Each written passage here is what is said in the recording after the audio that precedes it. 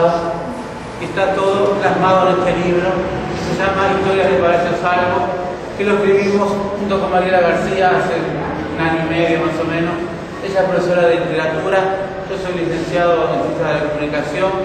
Durante más de 10 años estuvimos investigando la historia del edificio, sus leyendas, sus mitos, sus orígenes, bueno, y todo lo que tiene que ver con el Palacio Salvo. Y esa investigación la plasmamos en el libro, y fue a partir del libro que fuimos convocados como guías para las visitas en el edificio. Lo que vamos a hacer es una travesía en el espacio y en el tiempo, porque vamos a recorrer distintos lugares del edificio y a partir de esos lugares vamos a ir recreando historias que tienen que ver en muchos casos con los mismos lugares que vamos a estar visitando. Vamos a hacer un recorrido ascendente. Comenzaremos acá por la planta baja. Les voy a contar un poquito la historia de la familia Salvo y de los orígenes del Palacio Salvo. Luego vamos a dar una vuelta alrededor del edificio. Vamos a ver las columnas, las decoraciones, el pasaje Salvo que está allá al fondo. Luego vamos a entrar por la otra puerta, por la otra entrada al edificio donde están las escaleras dobles de mármol, que van a ver que son muy lindas, y de ahí vamos a recorrer el primer piso, el entrepiso, el primer piso, el segundo piso. Luego de ahí vamos a ir en el ascensor al piso 10, lo recorremos brevemente para ver cuán laberínticos son los pisos grandes del Palacio Salvo. De ahí vamos a ir al 11, donde está una gran terraza y tiene una visibilidad, una visión de 360 grados de la ciudad. Va a ver que es lindo, más hoy que está lindo, vamos a poder disfrutar mucho de allá. Y luego vamos a ir en el ascensor hasta el piso 24, donde está el mirador del último piso. El mirador es cerrado y de 180 grados. Tiene unas ventanas muy grandes, muy lindas, y calcula además ayuda a que tenga una muy linda vista de la ciudad. El recorrido más o menos demora 1 hora y media. Hoy somos unos cuantos, capaz que demoramos un poquito más por el trasiego de los ascensores.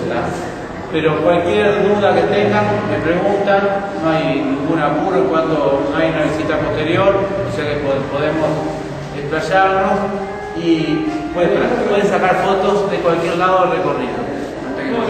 Él se instaló en el Paso Molino, que es un barrio que está a 10 minutos acá del centro y que en ese tiempo era una zona totalmente campestre. 2 años después llegó su esposa Ángela con sus 2 hijos mayores y resulta que Ángela allá en Italia, en la Liguria, o sea desde la zona de la Liguria, era costurera. Cuando llegó, lo primero que empezó a hacer fue confeccionar ropa y ella con su esposa y su hijo mayor la iban vendiendo de forma ambulante por los barrios aledaños al Paso Molino. Ellos iban con un carrito, eran muy pobres los salvos, como todos los inmigrantes que llegaban en esa época, y bueno, con un carrito iban vendiendo la ropa que ellos mismos confeccionaban. Esa empresa que comenzó de esa manera, a los 3 años ya tenía su propio local de venta al público, que todavía hoy está en la calle Agraciada de Tempestad, que es a la altura del viaducto del Paso Molino. Si ustedes pasan van a ver que hay un local, una tienda que está cerrado, hace como 20 años que cerró, pero tiene todavía la cortina metálica baja y está pintado ahí la cortina, dice todavía tienda Salvo, calabartería, artículos de cuero, que eran lo que vendían justamente los salvos. La cuestión fue que esa empresa fue creciendo cada vez más, luego tuvo una sucursal acá por el centro, en la calle Uruguay, y fue creciendo y al punto tal de que sobre fines del siglo XIX estaban los 3 hermanos Salvo, los hijos de aquella primer matrimonio que llegó, estaban al frente de la empresa y se les ocurrió importar de las primeras máquinas hilanderas en Uruguay, porque con lo que la fábrica creció mucho, cambió de escala de producción y fue un importante textil. 2 años después se fusionó con Campo Mar, que era la otra gran textil que había acá en Montevideo, y juntos ya hicieron una fábrica importante que 3 años después se tuvo que mudar porque ya el arroyo Miguelete no les alcanzaba para la fábrica. Y bueno, fueron a la zona de Juan Lacase donde ahí sí ya era una gran fábrica, con parque obrero, con una escuela, con un teatro. Dinamizaron totalmente esa zona del Uruguay y fue muy importante en el siglo XX la hilandera, Campomar y Salvo, para el desarrollo de esa zona. La cuestión fue que todas esas empresas, esos emprendimientos, los llevaron a ir acumulando una importante cantidad de capital, lo que les permitió en el año 1919 plantearse la idea de levantar el primer rascacielos de la ciudad. Ellos tenían dos objetivos. Por un lado, querían hacer una importante inversión inmobiliaria, porque ellos la idea original era construir un gran hotel de lujo en el centro de la ciudad, frente a la plaza principal.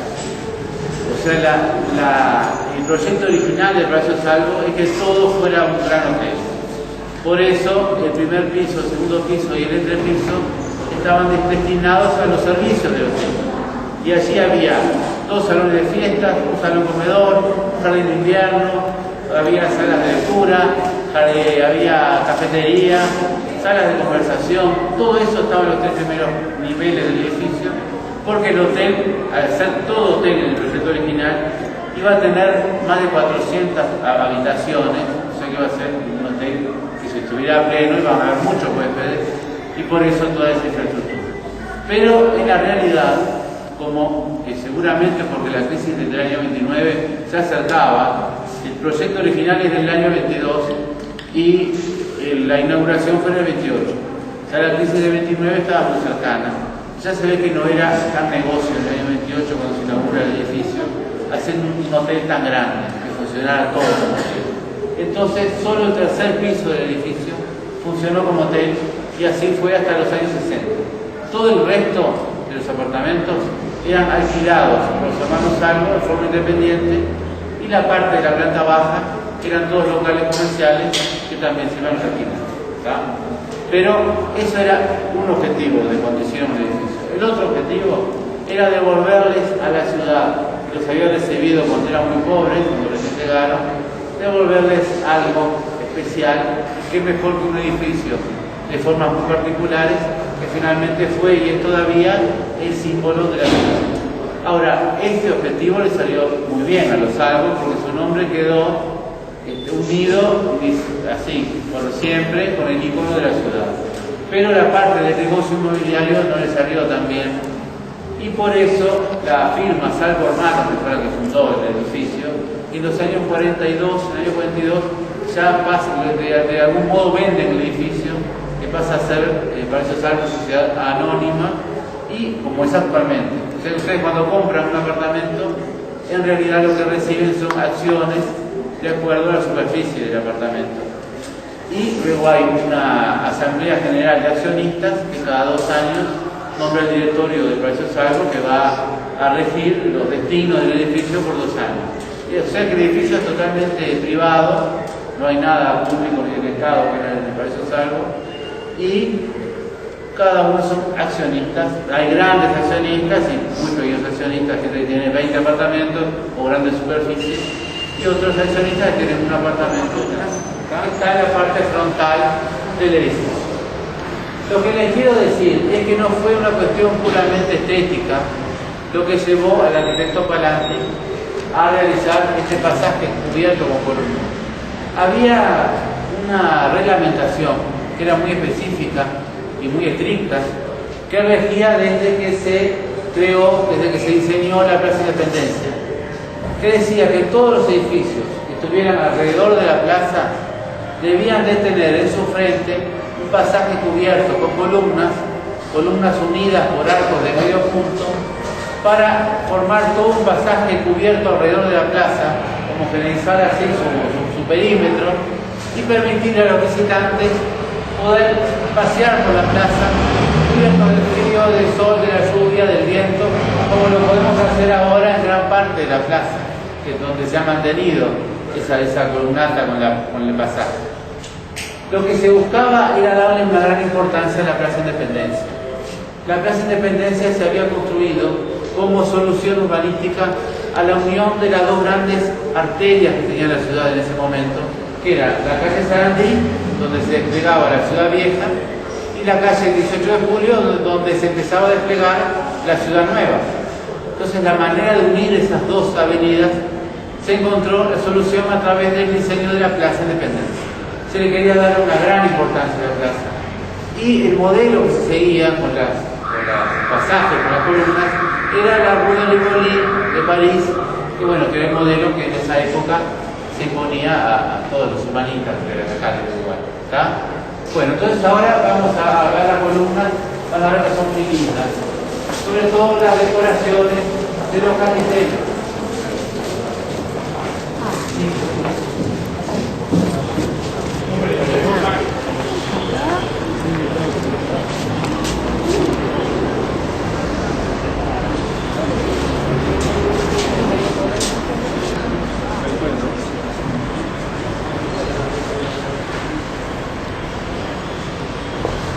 Bueno, como ustedes pueden ver, todos los capiteles de las columnas, los capiteles de los pilares, que son estos grandes que hay acá, de las pilastras, que son las que son este tipo de falsa columna que está contra el edificio, y también este gran friso celebratorio que está acá a la izquierda.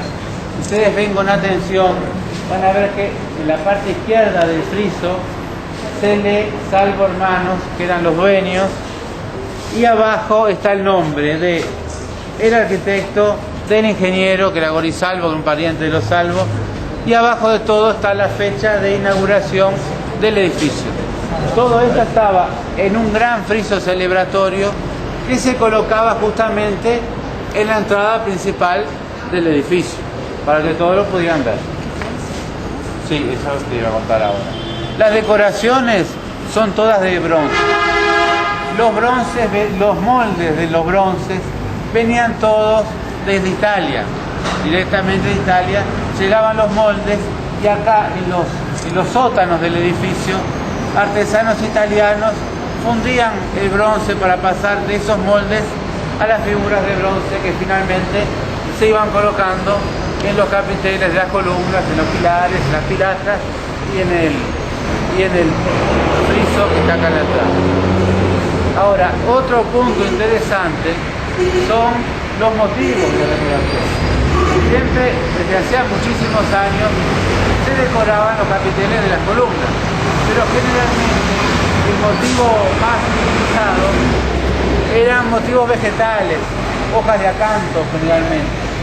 Pero acá lo que utiliza Palanti, lo que elige Palanti, son motivos marinos, no casi todas, bestias marinas o frutos exóticos. Son todos diferentes además los bronces, y es interesante que no están solo acá en el pasaje que nosotros llamamos pasiva. En Argentina dice recoba, nosotros decimos pasiva a este pasaje. No solo está acá, sino que sigue por el pasaje Salvo, que vamos a ver ahora, sobre la calle Andes y sobre el 18 de julio, o sea que rodeando totalmente el edificio, continúan las columnas, las decoraciones de bronce del bestiario marino. Y lo que se cree que buscaba Palanti justamente era crear una fortaleza simbólica con esas bestias marinas para de algún modo espantar los malos espíritus del edificio. Era una cosa que se usaba mucho en esa época y sobre todo por artesanos italianos, lo manejaban mucho.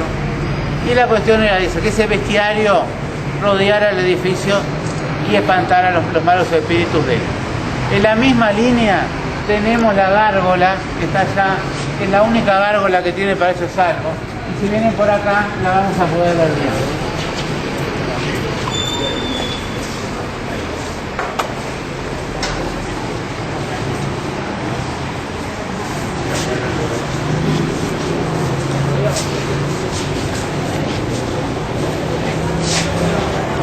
Miren, vieron que es una gárgola muy especial, y por otro lado también tiene cosas muy comunes con todas las gárgolas. Vieron que lo primero que nos llama la atención de esta gárgola es su ubicación. porque casi todas las gárgolas siempre están en las paredes de los edificios, de las catedrales, y siempre están mirando hacia afuera. Esta está en el techo y están mirando hacia abajo. Lo otro particular que tiene esta gárgola es su cuerpo marino. Es muy difícil ver gárgolas con cuerpo marino. Estas vieron que tiene como unos tentáculos, como una coraza. Es muy rara, verdaderamente. Y bueno, tiene cuerpo marino como no podía ser de otra manera para estar de acuerdo a todo el resto de las decoraciones, ¿no? Ahora, también cumple dos funciones, una simbólica y una práctica. La función simbólica es como el resto de las decoraciones, la de espantar los malos espíritus del edificio. Pero también cumple una función práctica, que es la de servir de desagüe en condiciones de extrema inundación del edificio. Es una cosa que pasa cada muchos años, pero ¿qué pasa? Hay todo un sistema de cañerías que desemboca justamente en la boca de la gárgola. Hace como 3 años llovió muchos días seguidos en invierno y se tapó una parte del edificio, se inundó. Como a las 3 de la madrugada empezó a caer agua de la gárgola y dicen que era como una cascada toda la cantidad de agua, y nadie podía creer que tanta agua cayera desde allá arriba. Dice que los autos paraban, sacaban fotos, no podían creer. Al otro día de mañana, cuando se levantaron los vecinos más veteranos del edificio, enseguida dijeron que no era nada raro, ni sobrenatural, ni nada. Que la gárgola estaba para eso, que servía también como desagüe. Y que bueno, y que esta vez había tapado todo y había desembocado por la gárgola, ¿verdad? Que todavía hoy, 86 años después de construida, todavía sirve como desagüe, ¿ya? Incluso otra cosa interesante, es un desagüe interno, porque todas las gárgolas tienen desagües de lluvia, son externos, pero esta es un desagüe interno del edificio. Es muy extraña esta gárgola en ese sentido. Es la única. Es la única gárgola que tiene Palacio Salvo. Es así. ¿Tiene motivos mitológicos? Es una bestia marina. Sí, por eso. De acuerdo a todas las otras que están rodeando el edificio. Ahora no sabemos bien qué monstruo marino es o qué alegoría es eso, no te lo puedo asegurar. Bueno, lo que vamos a hacer ahora es ir a ver el pasaje Salvo, que está hacia allá, hacia el fondo del camino. Estamos tratando de ver esto.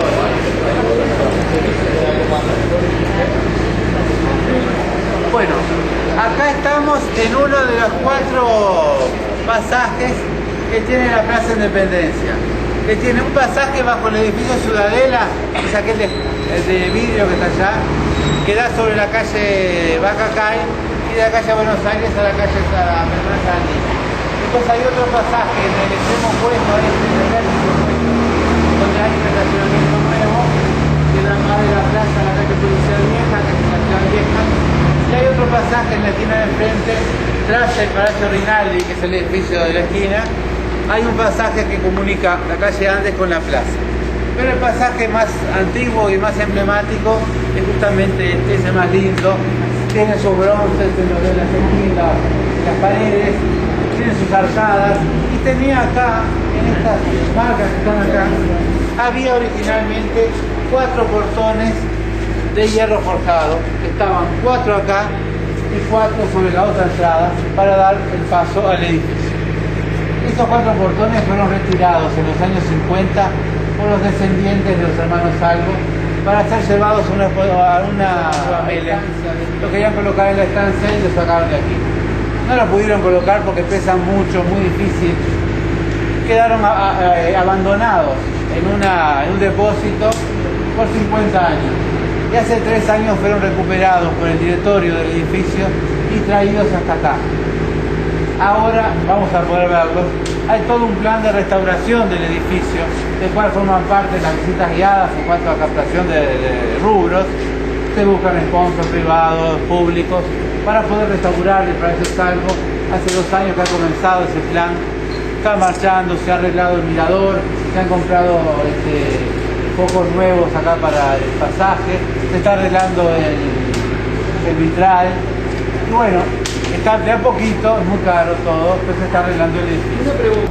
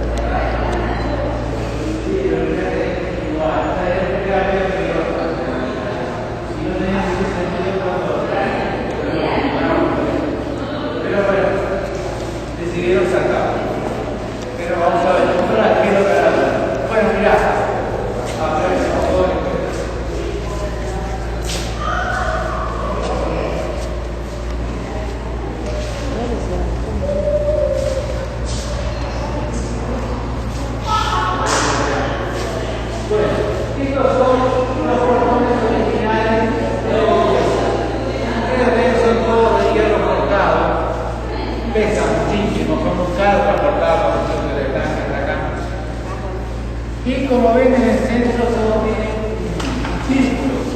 En el círculo originalmente estaban las letras P y S entrelazadas, que ya están en dibujo sobre fondo rojo. Ese fonograma de la lo vamos a ver en varios lugares a través de la recorrida, en sus lugares originales. Ahora acá no están porque fueron robados, hasta 50 años abandonados. Eran de bronce, esas letras, y fueron quitadas. Pero eran muy lindos los portones y prontamente se espera poder restaurarlos, no ya para ponerlos como portones, porque sería muy difícil que funcionaran como portones, pero sí como por lo menos uno a cada lado, en cada entrada, como testimonio de lo que fue el corazón. Bueno, una cosa que les voy a contar también tiene que ver con esa placa. Está haciendo referencia al momento de la inauguración del edificio. El edificio se inauguró en octubre de 1928. Se empezó a construir en el año 23. Y en el momento de su inauguración se hizo una exposición industrial que se llamó la primera exposición de la industria nacional, que se desarrollaba en la planta baja en el entrepiso, primer piso, segundo piso. Y ahí cada empresa uruguaya mostraba sus productos. Y la idea era demostrar que los productos nacionales eran tan buenos como los importados.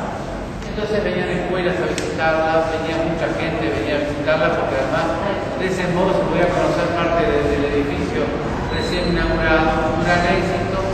Nosotros acá en el libro le hacemos una reconstrucción de una recorrida a través de los ojos de un niño, basándonos en el programa oficial de la exposición que aún está en la Biblioteca Nacional, que dice cada producto que había, cada empresa, dónde estaba ubicado, y hay marcas muy famosas que ya estaban presentes en esa época en la exposición de la industria nacional. Bueno, ahora lo que les voy a contar tiene que ver con la parte esotérica del edificio y de varias cosas de esas. Y les pido si se pueden colocar alrededor de este cuadrado, porque hay unos dibujos acá que les quiero mostrar que son interesantes. ¿Quiénes pasan más por acá si podemos verlo todos?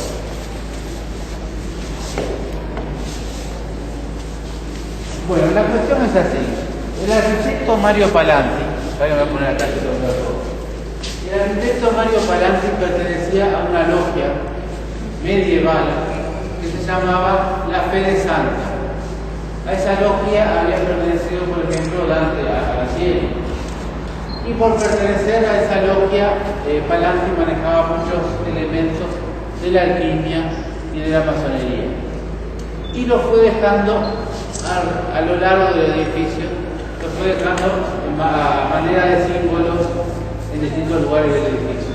Nosotros ahora lo que vamos a hacer es especular qué puede haber significado cada uno, o descubrir de algún modo cada uno de esos símbolos que Palanti nos fue dejando. Por ejemplo, el Barolo es diferente porque hay una correspondencia muy muy ajustada entre, por ejemplo, entre la Divina Comedia y el edificio. Incluso hay una leyenda que dice que las cenizas de Dante iban a ser depositadas en el Barolo, porque tenían miedo que fueran robadas en la Primera Guerra Mundial. Entonces iban a ser llevadas al Barolo, cosa que al final no ocurrió. Pero incluso allí hay inscripciones en latín, cosa que acá no ocurre. Pero sí, hay muchos símbolos que fueron dejados en distintos lugares. Y acá tienen, bueno, uno de esos símbolos son evidentemente todos los bestiarios que acá vieron que continúan.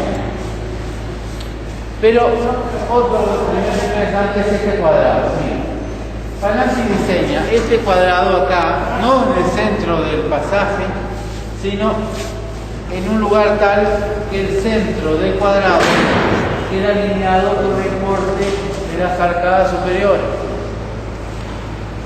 Y además dibuja dentro del cuadrado, con centro también en este punto, una chacana, esta figura que está acá, la siguen así, es una chacana, una figura que se utiliza mucho en la arquitectura y que tiene sus orígenes en las culturas andinas. Las culturas indígenas andinas representaban el pasaje del plano celestial, del plano terrenal al plano celestial. Ese pasaje era representado a través de la chacana. Y esta es una chacana perfecta que Palazzi dibuja acá con centro en el centro del cuadrado y alineado con el cruce de la cúpula superior. ¿Tá? Eso fue lo que hizo Palazzi. Ahora, hay una teoría que fue posterior que dice que este punto acá, el centro, es un punto energético del edificio y que toda la energía del edificio se concentra acá. Y dice que si nosotros nos paramos acá, vamos así, recibimos toda la energía del edificio en nuestra persona. No sabemos si eso es cierto o no. Es una teoría. Lo cierto es que lo de la chacana, lo de la alineación con el centro. Y hay mucha gente que viene acá y se para así, se queda un rato así.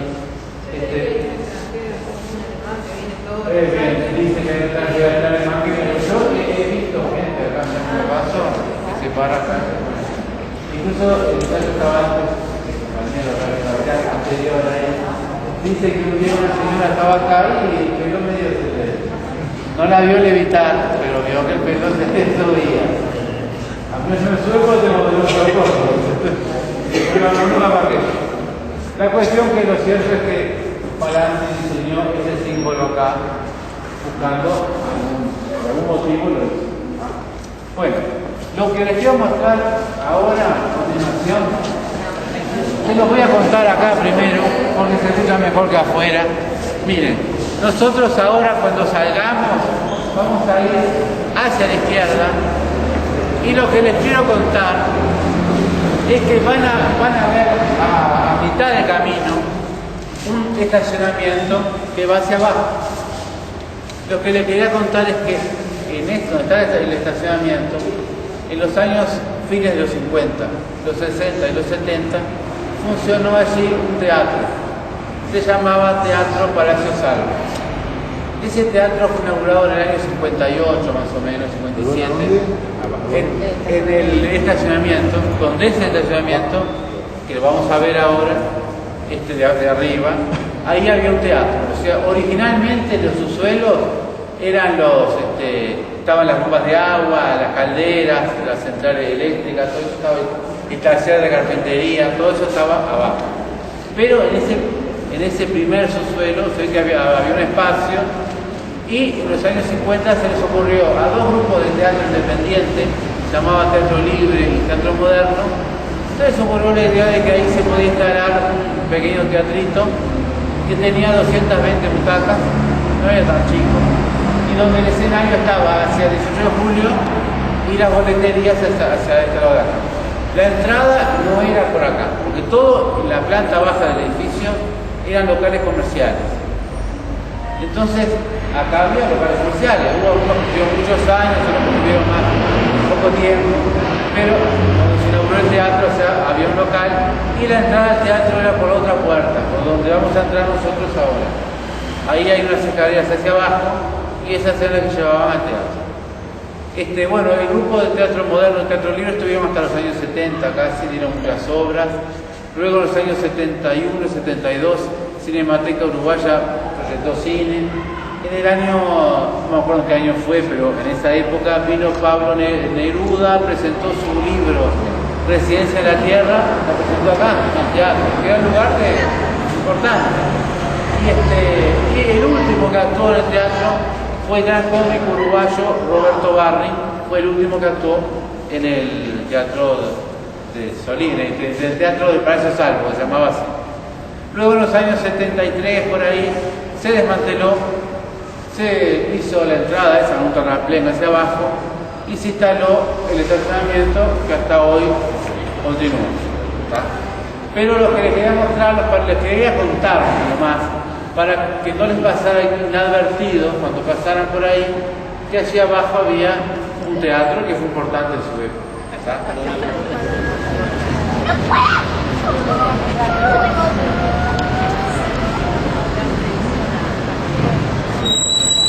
Bueno, mira, como yo les contaba, lo que vamos a ver ahora tiene que ver con la historia del terreno, con lo que había antes del Paraíso Salvo aquí.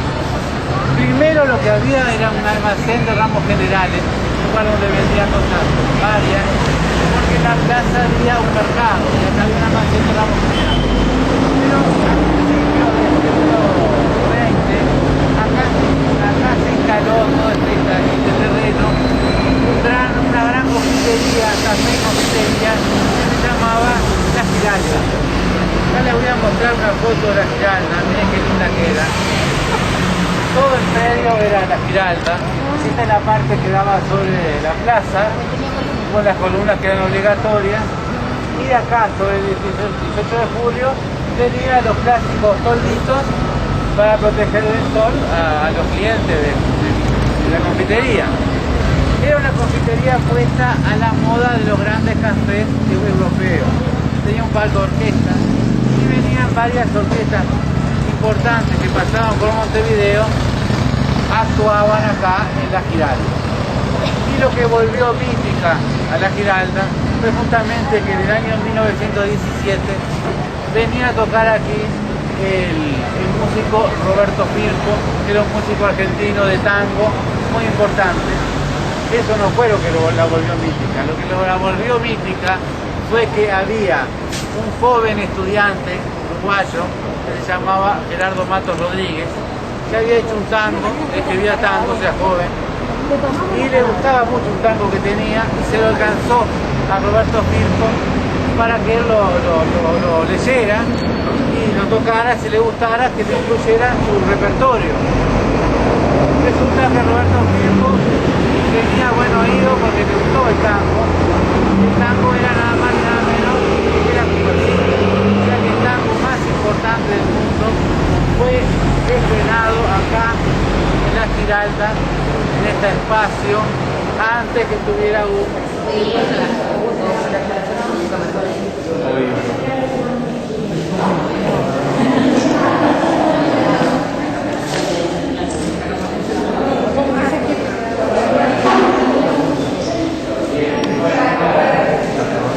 El ingreso al teatro se hacía por esta puerta y se bajaba por estas escaleras que llevaban a las boleterías del teatro. Lo otro que les quería contar es que el piso es original, los techos, todas las formas, estos casetones, son todos originales. Lo que no es original es el color. Los colores de los techos, tanto acá como en el entrepiso, como en el primer y segundo piso, eran de colores más bien ocres, que hacían juego con los colores del piso. Eran casi todavía verdes, ocres, rojo oscuro, esos eran los colores de los techos. Incluso en cada uno de los casetones, las líneas de los bordes estaban pintadas con distintos colores, en algunos casos. O sea que era un trabajo muy fino y muy lindo, verdaderamente. Bueno, y ahora lo que vamos a hacer acá es ir al entrepiso, ¿está? Lo que tiene de interesante el entrepiso, entre otras cosas, son los monolíticos del suelo. van a ver que son muy lindos.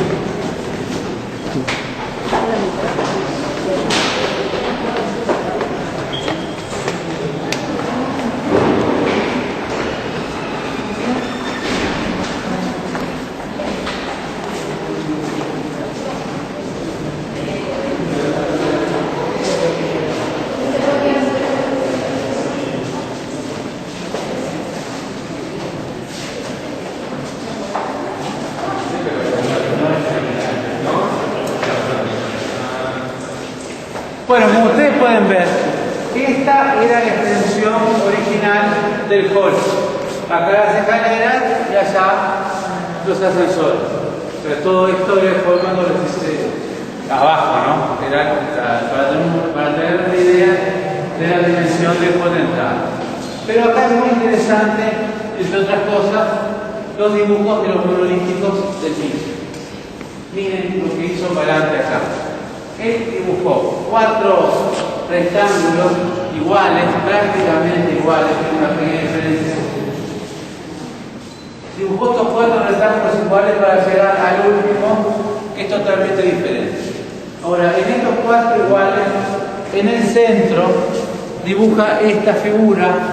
Ustedes ven que está la flor de lis, espadas acá que se abren, una tensión en el centro acá, con los mismos colores de abajo, siempre se utilizaban estos colores. Y hay quienes dicen que esta figura puede ser una representación de la piedra filosofal. Como Palanti tenía muchos elementos de la alquimia, bueno, hay quienes dicen que esta podría ser una representación de la piedra filosofal y que en este caso las aves que están en cada una de las esquinas, que puede ser el ave fénix por la parte del penacho y los colores rojo, verde, púrpura. Bueno, esas aves míticas estarían funcionando como guardianes de esta figura central en cada uno de los 4 rectángulos que vemos acá. Y después que pasamos estos 4 rectángulos, vamos a ver que es totalmente diferente.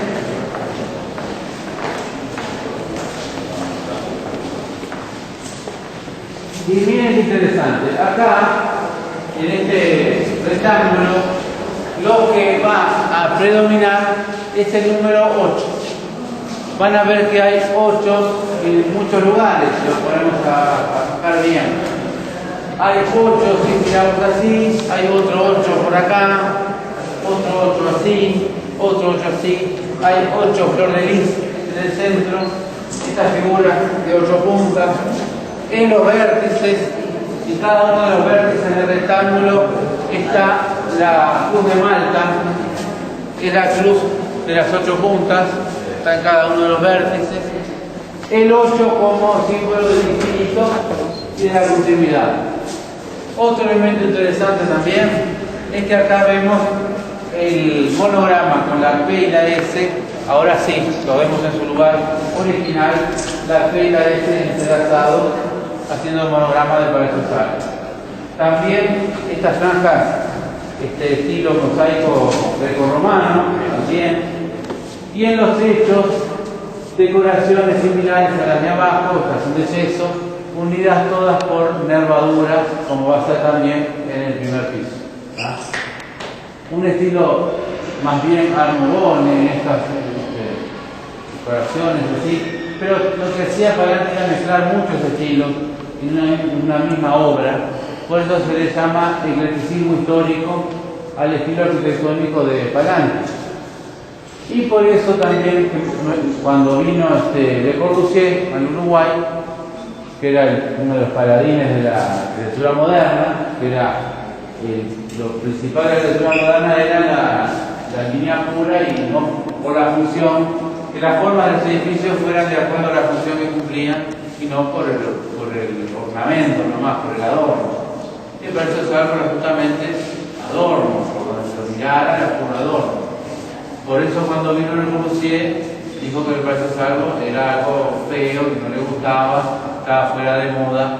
Nosotros acá en el libro le transcribimos parte de la conferencia de Le Corbusier en la Facultad de Arquitectura, y él dice que El Palacio Salvo hizo un bodrio con una salchichería que lo adorna, que lo hace horrible, no sé qué, no gustaba nada. Pero si bien el estilo de Palante estaba medio fuera de moda, fuera de tiempo, la técnica arquitectónica, la técnica de construcción, mejor dicho, era de vanguardia, porque era un hormigón armado que recién se empezaba a utilizar en esos años y que permitía dar volúmenes diferentes, no tan rectos, a los edificios. Y Palante eso lo utilizaba muy bien. Y por eso el Palacio Salvo fue el hormigón armado de los edificios más altos. El edificio más alto de Sudamérica durante algunos años era hormigón armado. Bueno, lo otro que quiero contar acá tiene que ver con este espacio, que fue ocupado desde el año 1945 por la Radio Nacional, que aquí instaló su fonoplatea. En esa época, todas las radios grandes, importantes, tenían su fonoplatea, que eran como pequeños teatros, donde tenían las butacas y el escenario. Las butacas estaban acá, así, se desplegaban hacia allá, y el escenario estaba sobre la calle antes. A ver qué lo arreglaba, y finalmente la Comisión de Patrimonio tomó a su cargo la restauración del vitró. Lo está haciendo un vitralista uruguayo muy bueno, que se llama Mauricio Llora, y bueno, ya desmontó todas las... el vitró, todo vidrio, pintado, pegado con plomo. Había muchos vidrios que estaban rotos, uniones que estaban rotas. Bueno, desmontó todos los paneles, algunos estaban arqueados incluso. Está pegando todos los vidrios con nuevas uniones de plomo, limpiándolo. Se va a iluminar especialmente. Y lo que demoró más la restauración, que no se tuvo en cuenta, es que el soporte del vitró de estructura también está arqueada y hay que cambiarla también. Entonces eso demoró, va a estar pronto, antes del fin de año, pero va a estar con todo su esplendor original, va a quedar precioso, va a quedar bárbaro realmente. Hay que venir de nuevo para verlo, pero no vengan antes del fin de año porque va a preguntar. Por ese motivo. Pues algún día pueden volver a ver qué lindo que va a estar el vitró, va a estar iluminado especialmente. Mientras se va a hacer se va a tapar con algo, se va a hacer una cartelera con fotos de vitró y eso. Pero, mira, originalmente, yo acá tengo una foto muy chiquita. Originalmente el vitró se llama Los Barqueros del Volga, porque está basado, mirá. Y acá está el vitró, no sé muy bien, y acá está el proyecto original del vitró, que como quedó. Son los barqueros que traen los barcos hacia la costa, los traían con silgas, con cuerdas, y los ataban.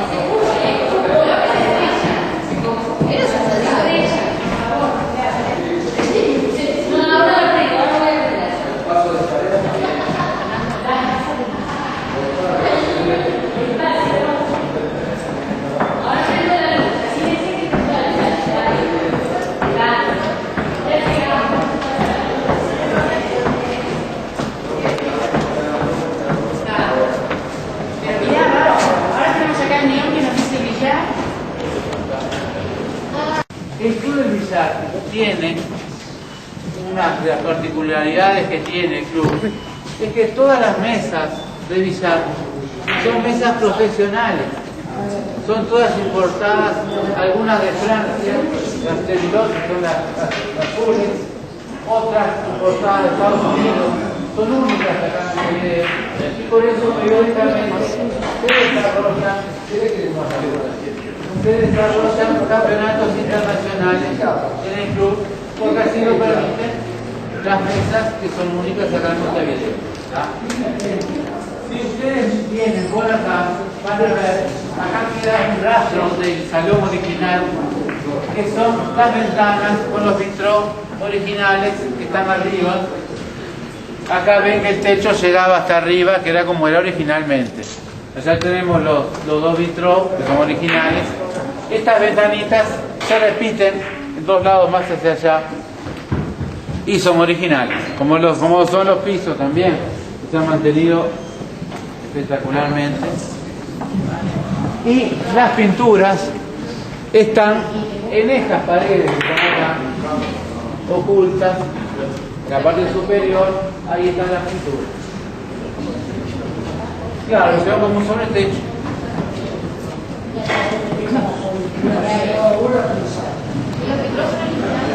Sí, sí, son originales. Tenemos un retrato de Aníbal Troilo que se lo dedicó a los muchachos de estudio de casa. Que se viene por acá.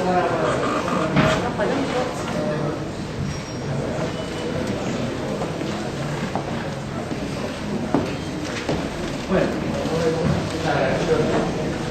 ahora lo que vamos a hacer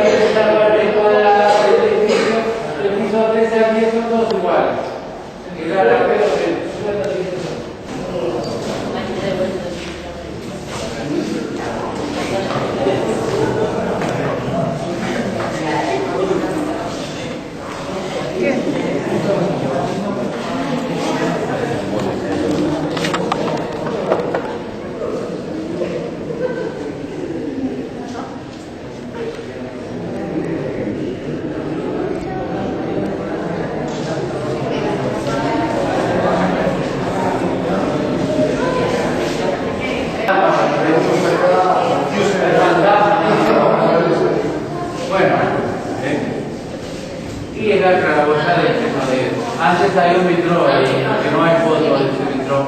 Evidentemente ahí hay una marca para un vitrón. Bueno, no hay un vitrón, tiene que haber un vitrón, pero no está mal. Bueno, acá estamos en el piso 10, que es el último piso de la base del edificio. De la base cuadrada del edificio. Del piso 3 al piso 10 era donde estaban todas las habitaciones, la mayor cantidad de habitaciones del hotel, que eran más de 40 por piso. Y del piso 3 al piso 10, todos en el hall principal, que es este, frente a los ascensores, en todos los pisos está la P y la S de Palacio Salvo, con la particularidad de que cada piso tiene distinto el color, los adornos de alrededor, la orientación, las esquinas, y cada piso de 3 al 10 va cambiando el color, la orientación o el adorno de alrededor. Pero siempre es invariable la forma y el tamaño de la P y la S frente a los ascensores principales. La estructura del Palacio Salvo tiene dos pozos de aire, uno grande que es este y uno pequeño que está allá, que ahora lo vamos a ir a ver porque es muy interesante cómo se ve la torre desde el otro pozo de aire. Desde acá no podemos ver la torre porque está acá arriba, pero de allá, si estamos arriba del pasaje que estamos hoy, van a ver qué lindo que se ve. Y ya recorremos brevemente un piso grande, van a ver lo laberístico y lo grande que es para llegar a esa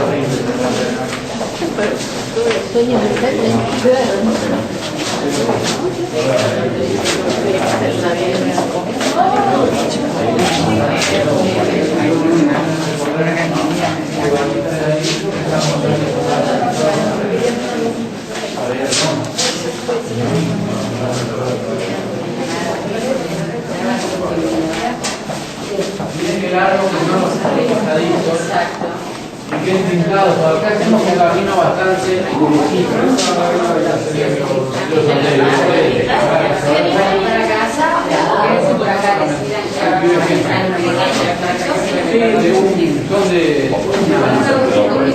Un dormitorio, claro, claro,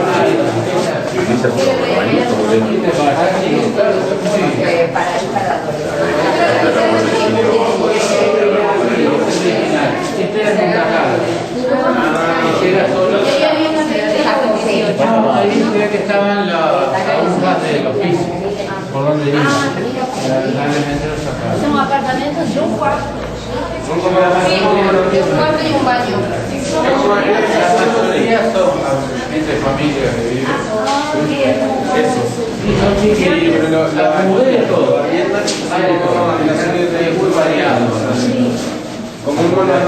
¿Ibas a reivindicar o la parte de la base no son tantos, no sé cuántos, pero no son muy caros. Ya. La torre es más cara.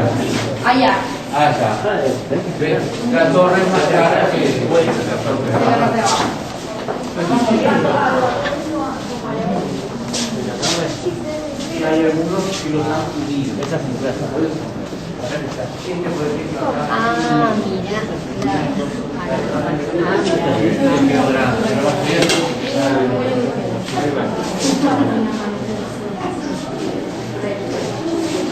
¿Cómo lo...? Ah, y es... Como es totalmente privado, hay un directorio, se encarga de ir arreglando las pedís. Además tienen más de 1000 personas. ¿Cuántos apartamentos?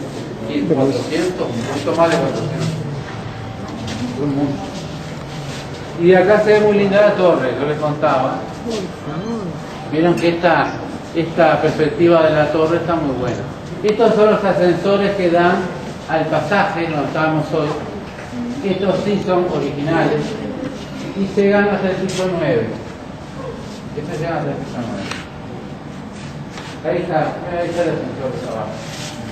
Es todo original. Ahora los van a restaurar, esperemos que no los cambien o restauren, ¿no? Tienen bien la pintura del antiguo. Claro, está habitado hasta el último piso, hasta el piso 23 está habitado. Como apartamento. Como apartamento. Algunos son apartamentos. Porque en la torre.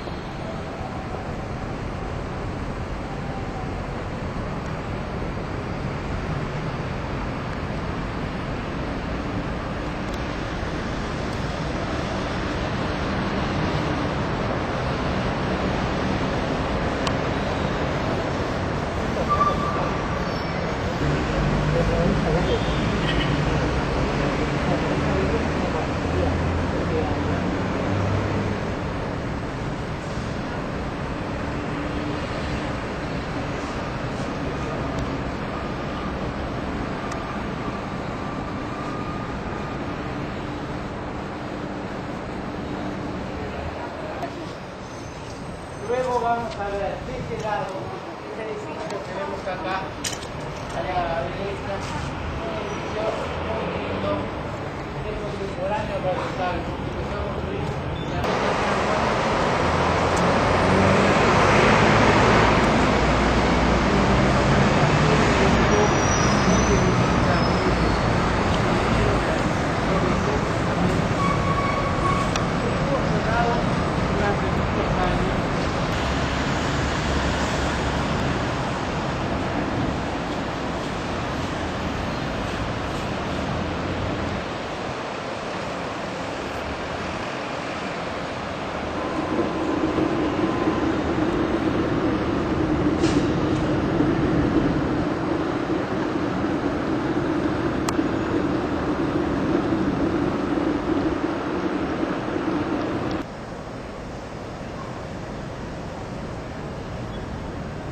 Eso ponerle 3x3, artes únicas.